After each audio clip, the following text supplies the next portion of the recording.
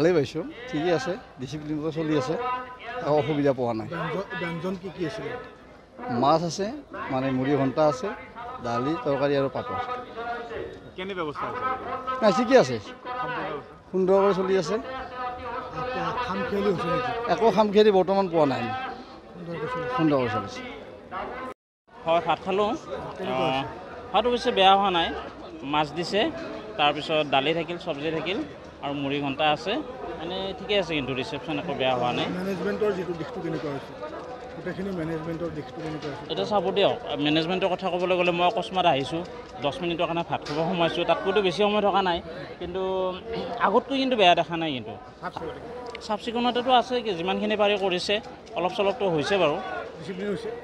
Discipline হৈছে, গোটেই নোহোৱা নহয়, ঠিকে আছে, খাদ্যৰ ইমান একো অসুবিধা হোৱা নাই, কমপ্লেইন কৰিব নাপায় বাৰু।